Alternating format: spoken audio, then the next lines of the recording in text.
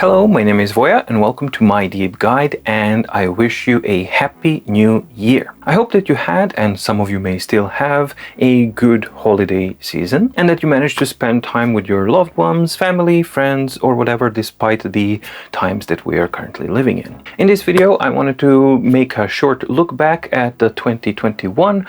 What kind of a year was it? What was good about it? What was bad about it? And what to look forward to from a personal and My Deep Guide standpoint in 2022. For me personally, 2021 was, or turned out to be, one of the most difficult years of my life, actually. And it's a transformative year for me personally. There was a ton of good things and a couple of bad things, but the intensity was really, really high. So all of that combined really made it into a long and exhausting year. On My Deep Guide, it was transformative mainly because I introduced the My Daily Organizer 2021 and 2022 launches, which was definitely a high point for me as far as the My Deep Guide platform goes. Had a dozen of devices covered, and all in all, I'm very happy how My Deep Guide platform grew, and right now we're at 31,000 subscribers, which is absolutely fantastic. So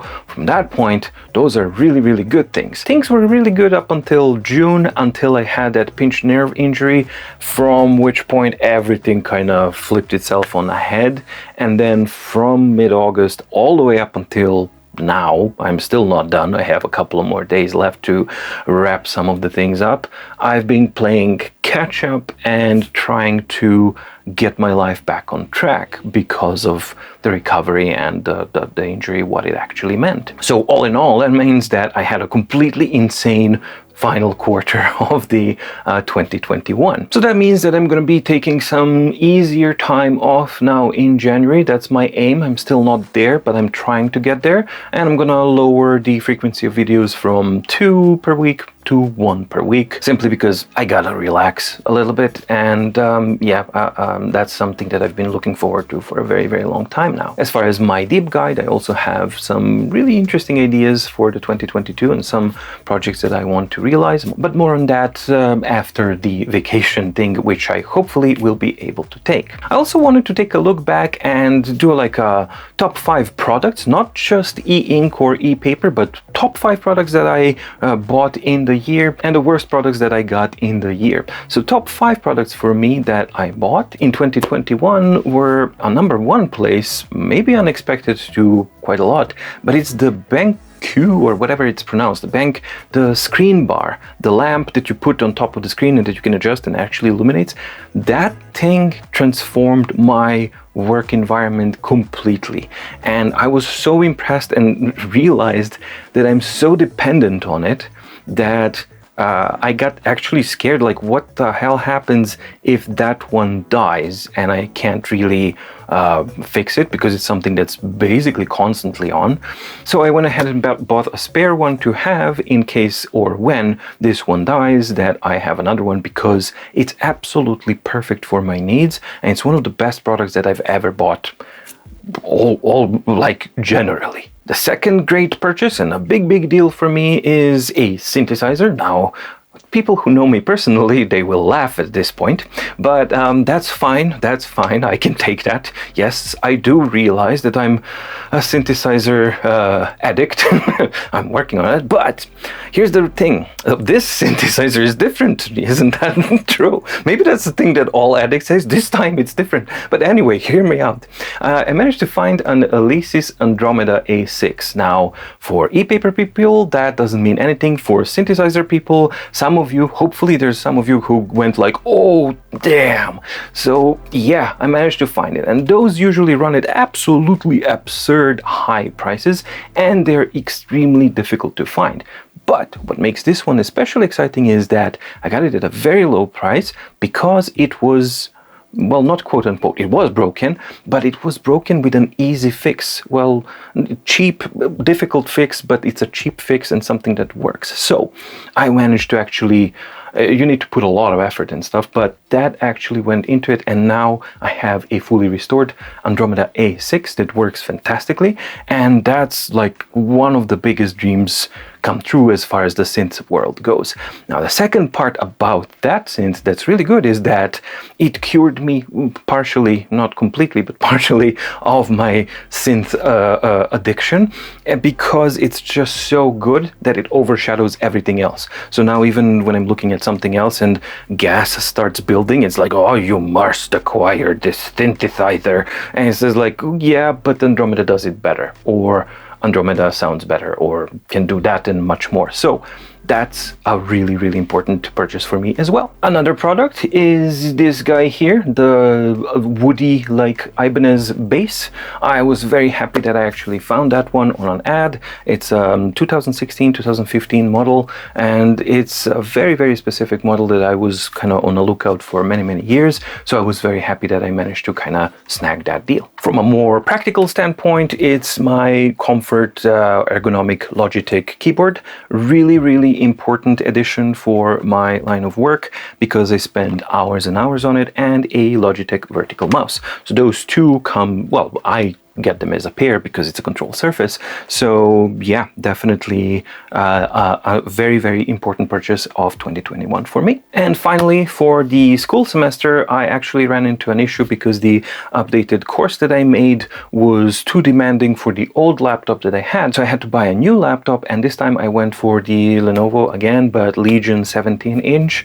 And that was a completely transformative experience as well, because not only did it manage to do the work impressively, but it also opened up something that I've never been able to do before, and that is to do my game development and 3D tasks, animation tasks, or anything away from my workstation. Meaning, a practical example was I had to get the car to the car service, and that, kind of wait like 3.5 hours or something like that. So I waited there, but I had my laptop with me, and I was able to actually do and finish work tasks while waiting in a lobby of a car service thing, and that is a complete first timer for me, something that I've never been able to do with any other laptop before. So that's why that one is also on the list. Now, as far as the worst products that I bought last year, there are not that many, mainly because I do quite a lot of research, or shocker, right? I do quite a lot of research before I buy something, and even if it's an impulsive buy, I pump up the brakes, and I do, if I find something in a shop and it's like a good deal or something I haven't thought about it and I know nothing about but sounds interesting, or maybe something I should get, I will whip up the phone and do a quick little research, walk around for a little while, and then come back in about half an hour or something. And if I still deem that I need it, and if that quick research kind of yielded good results, then I will buy it. So that's like a good filtering system for me, not to buy junk, basically, or minimize buying junk. So I'm happy that I have only 2 things that I regret buying in 2021.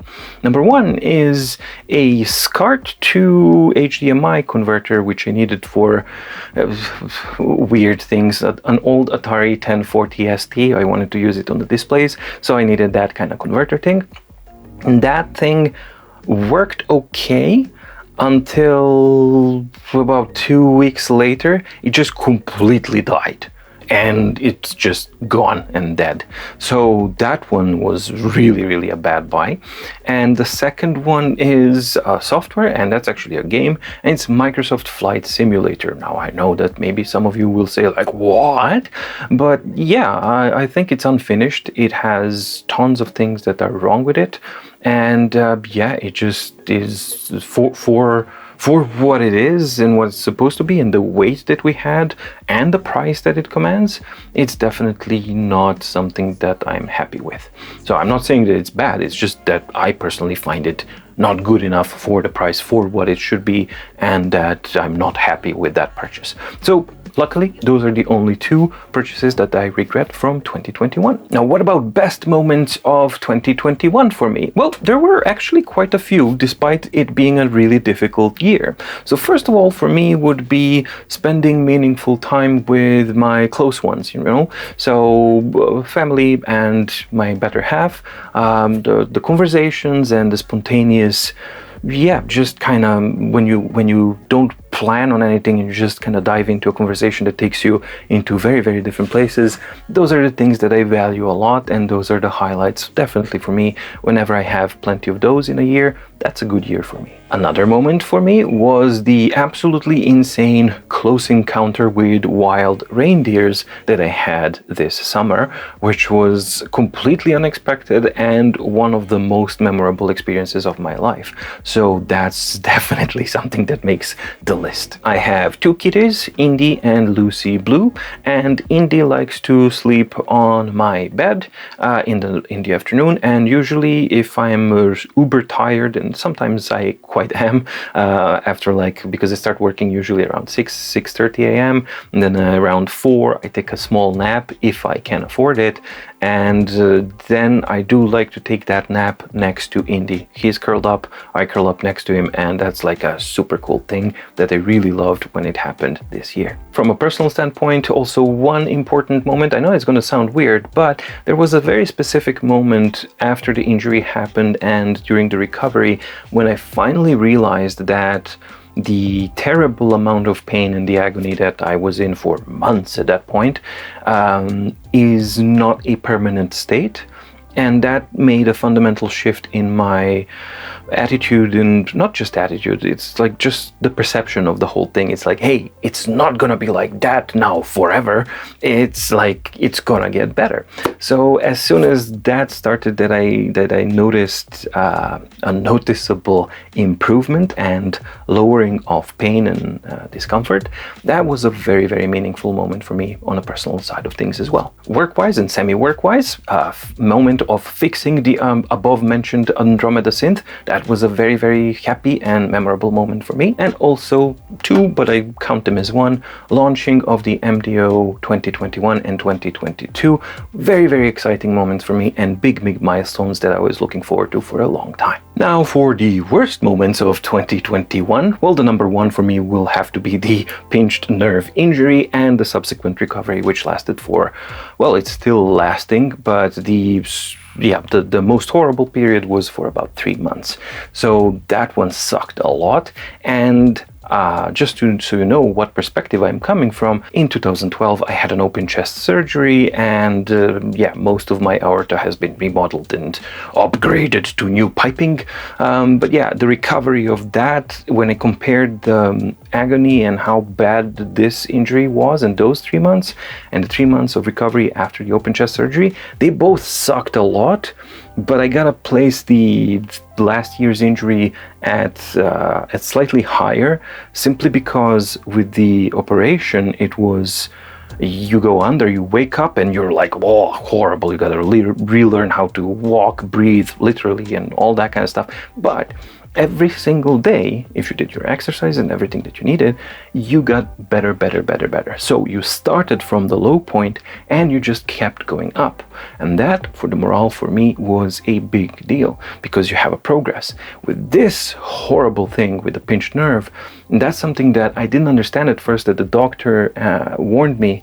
It's like, be prepared that it starts mild and then increases in pain, as in your subjective perception is that you're getting worse over a period of several weeks until it plateaus, and you're doing everything that you can. Exercises, therapy, all of that kind of stuff. Doesn't matter. It's still just doing its thing. So over a course of weeks, you're just getting worse and worse and worse, and you don't know like how much more can you take of that. Then it plateaus, remains on the freaking plateau for another couple of weeks, and then finally starts tapering off very, very slowly. And then for months, it's actually just tapering off. So in that regards, the recovery from the open chest surgery was more shocking and dramatic and more dangerous in some ways, but this one left subjectively a stronger impression on me, because it was more, I perceive it as more difficult. So that's why this one is the number one of the suckiness of this year. And one of the top 5 worst things of my life so far. And the next 3 basically come into one, which is as a consequence of that injury and recovery, I had to work too much.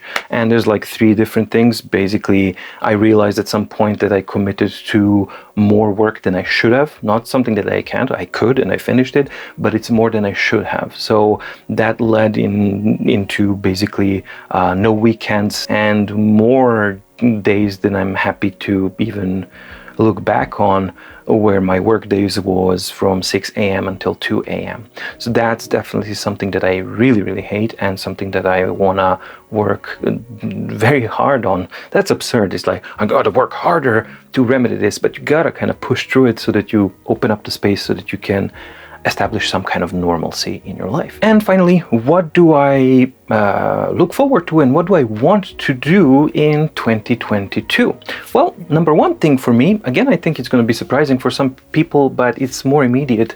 I want to take another successful photograph of the Andromeda Galaxy. I don't know if you guys know, but one of my hobbies is astrophotography, and that's something that takes a lot of time and but it's something that I thoroughly enjoy. And quite a few years ago now, I managed to take a really, really good photo, and that's the best astrophotography that I've done in my life of the Andromeda Galaxy. And it's something that just blows my mind. It's like over 2 million light years away, and you're able to take a photo of it, which is like so cool. So I want to repeat that experience, and because it was something that it's just something that means a lot to me personally.